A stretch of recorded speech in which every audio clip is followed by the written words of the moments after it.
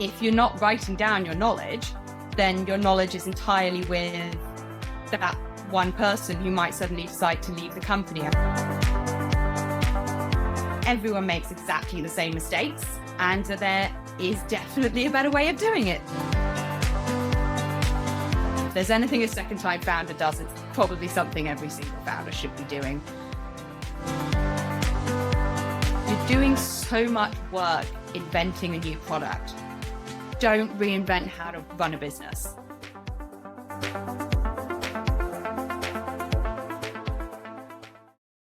Good afternoon, Rachel. I'm Alden, and we're here today to talk about process, which has always been something that's been a passion subject for me because it's really how people come together and work together effectively.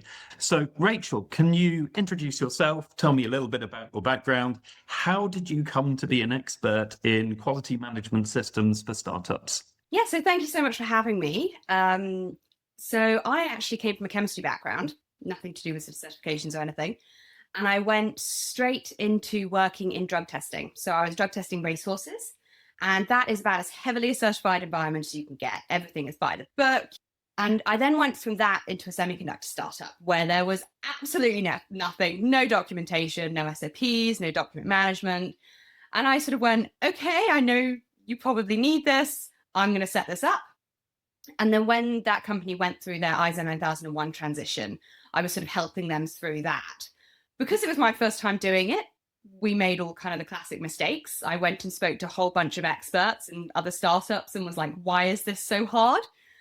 Realized everyone makes exactly the same mistakes. And there is definitely a better way of doing it. It's a lot more easy than people make it, basically. We make it more difficult than it needs to be. So I sort of helped to set up the quality management system in that semiconductor startup so it could run itself as much as possible. And then moved into working with other companies. I'm now working full-time as an ISO consultant and I absolutely love it. Do you have a favorite example of how getting quality management systems right can be transformative for a startup? Good or bad? Yeah. So process to me is what you do literally every day. It's not any one specific element of your job. It's when you go into the lab in the morning, you turn on the light switch, you set up the monitors, you get the instrument going. That's all a process. You don't necessarily write that process down in particular, but you will write down kind of the process or have a set process for how you set up the instrument, how you calibrate it. Anything like that is a process. And that's also part of your company knowledge. So I think of company knowledge as processes, it's how your company functions. I mean, the classic example that I have of when it can go wrong if you don't have quality management, if you don't think about those processes, think about writing those things down, particularly writing down sort of your company knowledge, is that I was working with a company where they wanted to do a series of experiments. So all these engineers were going, okay, we want to do this series of experiments. They presented it to the CTO and the CTO went, we've done that one already. Like we did that ages ago. Go back and find the results. And no one could find it. The document management hadn't been set up at the time. And so that data was lost and they had to spend thousands of pounds redoing experiments just because they hadn't had the document management processes early on. So those are the sort of pitfalls that you could fall into if you don't think about these sorts of things. I really hate having the same argument more than once. Particularly when you're in a startup, you're facing a fast-moving situation and very stressful decisions, and you have to make them quickly. And if you don't record it and you don't have a framework for finding that, you can find yourself back in the same room again. Yeah. I mean, the worst thing you want to have is when you kind of go to the engineers and go, okay, there's an issue with that one product. What went there? What happened there? And they go, oh, I can't remember. You're going, oh no, now I've got a customer complaint we've got to deal with and no one knows what happened. Very important. It's one of the key lessons that I got as a software engineer very early on, which is comment every change that you make to the code base. And that commenting, which is exactly the process that you're describing, that's the core process. It's recording all of this business knowledge. But then I was at a company called Amino and we went through an ISO transformation and that was quite eye-opening for me. So what is ISO? So I love that question. I mean, ISO is an international standards body, so it's an international organization. My favorite fun fact is that ISO doesn't actually stand for anything. It's not an acronym. It comes from the Greek word equal, isos. So that's your fun fact for the day. So that's because it's a truly international organization, and they didn't want an acronym that only worked in one language. So when someone says, okay, I'm getting ISO, I'm working towards ISO, what they mean is an industrial certification. So ISO as a standards body is it makes standards for pretty much everything. My personal favorite is it has a standard for how to brew a cup of tea. I disagree with it, but I love that it exists. So they will make all sorts of standards, and the most popular one, ISO 9001, by absolute miles. That's a quality management standard, not industry specific, so pretty much any company can have it. And it comes from in the 1970s. So there was some British manufacturing where they realized that some of their suppliers were absolutely great and some of their suppliers were objectively terrible. And so they went, okay, we'll go around to all of the really great suppliers, see what they do, and then go and tell all the terrible suppliers to do that. So they pretty much wrote a playbook of how to be a good supplier, how to run a great business.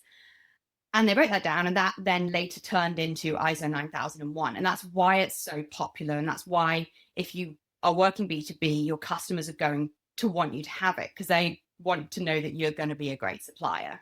So that's what people mean when they say ISO or I'm getting ISO. I think a lot of people, when they hear ISO 9000, what they think is red tape, busy work, and documentation for the sake of documentation. And the principles behind it are a lot more interesting than that, right?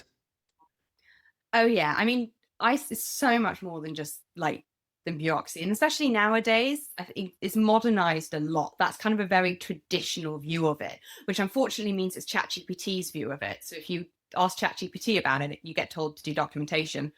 But in the modern world, you don't need quite as much of that. I mean, we're very lucky in the fact that when you work on a computer, everything is written down. So you sort of have that document control already. The core of what ISO does is it's focused on continuous improvement, and it's focused on continuously making your business better. And yes, a part of that is some documentation, but the majority of it is, okay, how have you set up systems and processes that mean you are improving? How, especially now, modern version, another version of 9001 that's coming out next year is actually focused on how are you making a culture of quality within your organization? How are you making sure that everyone within your organization wants you to get better? They want your products to be better. They want you to have good customer satisfaction. So that's actually what the core and heart of it is. But it's very easy to get lost in the documentation, which is such a shame. We need to come back and talk about the agile software movement and quality systems at some point, because such a core part of agile is the concept of constant improvement, retrospectives, learning and using it to direct efforts.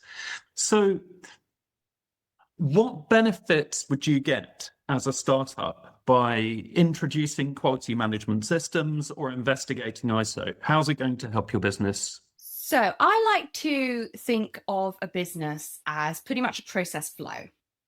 So, I mean, this is kind of going back to like GCSE maths, and it's like you have some inputs and then you do a process on it and then you have some outputs. And that's how a business creates value, right? You buy some raw materials, you do your magic process IP on it, and then you sell it to some customers and hopefully make some money. So you can do the whole thing again. Now, this system cannot exist in a vacuum. You can't just expect that to happen. So you have to create a management system around it that's going to support it and uphold it. So that's going to ensure that you have a good foundation and a good scaffolding for that to happen again and again and again. Because if you have anything that's just floating, it's not going to be the same every single time. You need to give it kind of a rigid shell for it to exist within. So that's the benefit to businesses. It means you can do your value creating process again and again and again. And I mean, one of my favorite things when I realized that this was kind of a real problem within startups of them not getting it right first time, it was slowing down development. And I saw this firsthand. I've seen it in multiple businesses where actually if they don't have these things in place, things get lost, things suddenly slow down, you get excited, you're going, we're scaling, our team's getting bigger, and actually your product development slows down because you don't have the right systems in place. And then I was speaking to one company, I think they'd only been about a year, and they went, oh yeah, we have a quality manager, we have document management, everything's in place. And I was like, that's really unusual, this is amazing. And they went, our founder's a second time founder, so he's been through this, he's done it, he knows it, and when he's done it again, he's put it right from day one. And if there's anything a second time founder does, it's probably something every single founder should be doing. So that, there's definite benefits of doing it from day one. It's not a product until you know that everyone that gets it is getting the same thing. And in order for that to happen, you have to have all of these systems in place. So how do you build them effectively? Startups is such a difficult place to be, right? Because you're constantly discovering what your product is going to be. Your market is changing underneath your feet. So you have to be so light and agile. But then when you find market fit, you immediately need to scale. And if you don't have these frameworks in place, you're in trouble. So how do you find that balance? So there's 4 things I like startups to have from the beginning. And I think they should think about. And the reason I love these 4 things is that as a founder, if you're aware of them and you tell your team about them, your team will usually put them in place. Because a lot of the time what happens is that kind of the team wants all of these things to exist because it makes it easier for them to do their job. And the founder sort of hasn't thought about it. So you really want, your team wants you to do this basically. So the first thing is document management. And I will go on and on and on about document management because it's so important. Everyone talks about how important IP is in a startup, and most startups get valued based on their IP. And what is IP? IP is knowledge. If you're not writing down your knowledge, then your knowledge is entirely with that one person who might suddenly decide to leave the company. I mean, if Jim decides to, I don't know, go up to Newcastle, what are you going to do? You're stuck unless you've written those things down. And what's great about document management is that we have so many free tools nowadays, or, you know, tools we already pay for that make it so easy. So, I mean, a lot of startups will start out on Google. You have Google Drive. Google Drive has inbuilt document management that you can use. Just got to spend a bit of time working it out, or make your team aware of it and they will spend a little bit of time working it out. Don't end up 3 years down the line having to repeat experiments because you've lost the data or you don't have the information. Just set those things in place and your team will roll with it. The second one is training records. So training records and skills management are really interesting, especially I think at an earlier stage in a startup. When you interview someone, you're obviously going to look at their CV. So you go, I know what skills they have, I know what they can do, but I want them to do this one thing. 3 years down the line, you're not going to remember what their CV says. So you're not going to remember that Sarah over there is a fantastic SQL programmer and you want to set up an SQL database. But because she's not doing that at the moment, you go and hire an expensive software engineer. That makes no sense. If you had some kind of skills records, training records, you knew what your team could do, you can make much more efficient use of the team that you already have. And you could go, actually, we get Sarah to do that database, and then, you know, we'll get Jim to maybe do some of her job and then hire in another technician, because then we can get this process line going a lot more. Resource management is so important in a startup. So if you don't have those training records, you can't do that effectively. It's really motivating for the team, right? Because they get to use the skills that they spend time building. Yeah. And when you're in that space, you're always so resource poor. You're always struggling to make do with just the expertise you have in hand. I think one of the challenges I've seen in startups is recruitment, where you go, okay, we're now at a point where we need an electronic engineer in-house, but how on earth do we interview for an electronic engineer? Because I don't know how to do that. If that's the point when you know that, you know, Simon has done some electronic engineering in the past, even if he's not going to take over the role, at least you've got the expertise to run the interview effectively. Yeah. It's about knowing what your team is actually capable of. I mean, people aren't 2D just because someone's doing one job now. It doesn't mean that's what they've always done. Especially most people that will work for a startup, they tend to have quite interesting backgrounds because they like early stage companies. So you really want to be able to make use of that. Then the last sort of two things I'd recommend early stage, they tend to be a bit more table stakes in business and people still try and ignore them. First one is customer relationships management. Just get a CRM, please. There's so many out there. There's free ones out there. Get a CRM. Your customers are your business. If you don't have customers, your business is never going to happen. So make sure you manage the relationship with them and you know what's going on there. The final one is supply chain management. So this is knowing where you're buying your materials. I mean, I've literally seen it happen before where a research team has handed something over to product production, and production's looked at it and gone, that's really cool, I love that, but that supplier you chose that makes that component really cheaply can only make one a month, so we can't make 10,000 of these a month. You're going to have to go back to the drawing board. I'm sorry, this is 3 months of work, but you should eject in who you're ordering your components from, even at your research stage. And there's so many issues, especially if you're using lots of chemicals, the amount of times that, if you just pay a little bit more for the chemicals and have a reliable supplier, you won't run into the issues, because the amount of times that an issue is caused just because you got a duff batch from a supplier, and you can spend 2 months researching an issue that's not actually an issue, you just got a bad chemical. So things like that are just so important, even really at the research stage.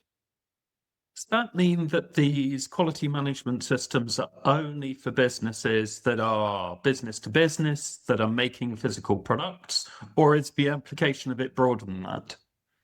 I would say everyone. I think the quality management principles, I mean, the reason I do it is because I genuinely believe that most issues in a startup can be solved by a really good quality management system, which that might be simplistic. I'm happy to have a debate about that one day, but that's what I believe. So any business can use quality management system principles, and absolutely should. I mean, yeah, you say if you embed them into your culture, your team will roll with them. It makes it a much nicer place to work. As you said before, everyone kind of thinks of it as bureaucracy and red tape, but it's more about kind of pushing in the guardrails so that people can run in the lane that they're supposed to run. And then they can run as fast as they like. People know they're running in the right direction. They know where they're going. But if you don't have those kind of the lane markings in place, people are just going to run in circles, and that's incredibly frustrating as a team member. So you're helping your team to excel as much as possible. Why I tend to sort of focus on B2B companies is those are the companies where your customer will demand you get certified. Even if you make a direct to consumer software product, if you rely on data from kind of bigger companies, especially nowadays with all kind of, there's been so many hacks, so many information security issues, you're going to need certification basically straight away. If you're in the consumer space, if you're in an environment where you're not going to be pushed to follow ISO processes, then actually you can secure a competitive edge by thinking about these processes early, because they're there to make you a successful business. When you sort of read books about entrepreneurship, you listen to podcasts about being a founder, it's all about, how you can do your market research, how you can pitch for investment, how you can, make the best product ever. I very, very rarely see people focusing in on actually how are you going to make your team and make your business run really effectively. And every founder will know, your business is your team, but how are you going to build the framework within which they can function effectively? Obviously, a lot of founders manage to do it. Quality management is a ready set framework that you can just kind of put in place. Your team will run with it. They will thank you for it. I work with so many sort of almost weird middle management where they're kind of going, how can I persuade the founders that this is what everyone else in the business wants to happen? So if you want to avoid having that, put it in from day one, get it in early. I think it's one of those classic scaling problems, isn't it? Where when you've got a team of like 5 or 6 people, quite a lot of different workflows and systems are going to be okay for you, because getting the team to congeal and work together effectively is not that hard. But the moment that your business begins to take off and you need to scale, then all of the things that you could get away with because the communication isn't as difficult really, really start to bite you. And if you haven't put the framework in place, you're going to feel it. Absolutely. And that's the stage exactly where I tend to be working with companies, is when they go from having, 10 to 20 people to suddenly having 50 people. And I've talked to founders about this, and they sort of go, you go to the Christmas party and you sort of look around and go, who are all these people? Did I employ them? You suddenly don't know your team as intimately as you used to. And because of that, you can't talk to them in the same way. Having suddenly whole company meetings can become a little bit more difficult. You don't know what everyone's thinking in the same as intimately as you used to. So that's why you need those frameworks, so that you can kind of monitor exactly what's going on. I mean, the transition of scaling up it's a difficult time. I think any founder will tell you it's quite difficult when your company suddenly doubles overnight. It's incredibly exciting. I think it's one of the most exciting times in a business, because you're finally doing what you told all those investors you were going to do, and you're so close, and your products, you nearly found product market fit, and it's so exciting. Don't let the lack of internal systems ruin that excitement for you, because it will if you don't have them in place. My experience, the crucial thing that happens at that point on the journey is you've just got more minds involved in the product problem. Like, Yeah. you're a startup, you're hiring in people, you're hiring in bright, imaginative, adaptive people. And so they're coming up with crazy ideas and testing the boundaries and making decisions at this much faster rate. And unless you've got a framework to kind of lock all of those decisions down and communicate them to everyone else, it ends up with chaos where they're all conflicting with each other. Hmm. Another sort of classic example I've had of this was actually another consultant told me he went into a company once, and they said, okay, can you stay a day longer and just help us with this yield issue? So he went into the meeting room the next morning with all the executives, and he said, I know exactly what your problem is. And they went, well, how? You just been like, it's 9 a.m. And he went, well, on the way here, I stopped off at your DI water filtration plant, and all the techs said that they'd been asking for new filters for the last 6 months. So you should probably order new DI water filters. They did that, and their yield basically doubled overnight. But because they didn't have that system of communicating, of, those water filtration techs communicating up to the management system, we need these filters, they thought there was a massive issue with their product. It's often not. It's usually just because the people on the ground don't have that method of communicating effectively with the people making those strategic decisions. And that's another thing I just love about management systems. It gets that whole communication going up and down, because at the end of the day, the people making value for your customers are the people making the product, they're the people on the ground. You need to be supporting them. You need to put the systems in place to support them. I think that's absolutely something that I've observed. And the more I reflect on my journey, the more that I think it's all about the team. Like, Yeah, you need a vision, and then when the team has the vision, they're all going to carry you towards it. that's what I love about just quality management frameworks, because they're ready-made frameworks. One of the things I sort of love to say to people is, especially in deep tech startups, people who are changing the world massively in whatever space they're doing it in, you're doing so much work inventing a new product. Don't reinvent how to run a business. There's so many successful businesses out there, and they have really good ways of doing this. You're reinventing the world with your product already. Don't reinvent a business. Use the frameworks that are out there. Use the knowledge that's out there to help your team to reinvent the world, like whatever product you're reinventing. We exist in a globalized world, right? So, whatever business you're doing, you're going to be interacting with all sorts of other businesses around you in all sorts of other countries. So, this gives you a kind of common language you can use. As I sort of said at the beginning, ISO is a completely international standard. I mean, it's understood all over the world. I mean, in China, they literally will have on the front of their factory ISO 9001 in sort of big writing, a massive sort of plaque showing that they're certified, which we sort of hide it here. But I reckon that's going to start changing soon. So people are proud of this certification, and it's completely international. And that's because it's exactly as you said, it's sharing a common language of quality. So if you're working, and this applies, I think, a lot more to kind of joint development, because I think that's where sometimes people can get confused, especially in deep tech, because they'll say, right, well, I'm not making a product for this customer, but I'm working with them to develop a product. And that can kind of make things a bit messy in people's minds. Why your customer will want you to have that kind of quality language is they're going, okay, I know how to speak to this person. I know that if there's an issue, I can say, look, we've had this non-conformity, we've done this corrective action. Can you make sure you're doing that corrective action? And they're not going, oh my goodness, I'm going to have to explain to this person how all of this works. And that's just a lot more effort for them. Whereas if you come in when they say, oh, we've had a non-conformity, you go, right, okay, in 2 weeks' time, we'll have our corrective action plan. We'll have done our root cause analysis. We use 5 whys to do that, or fishbone. And then we'll make sure that we've got that sorted for you. They're just going, oh, that's such a relief. You're so easy to work with.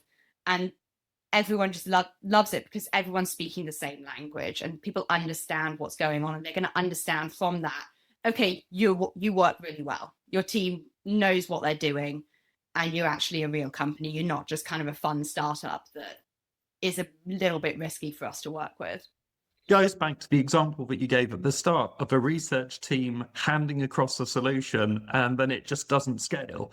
When you're working with one of these big players, their focus is always on scale. It's always on building hundreds of thousands and delivering to thousands of customers.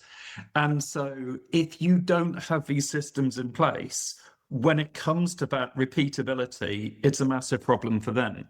Exactly. I mean, that company's always going to be thinking, okay, how can I integrate this startup into my supply chain? I don't want to have a risky supply chain. They want to know that you are there, you're reliable, you can do what you say you're going to do again and again and again.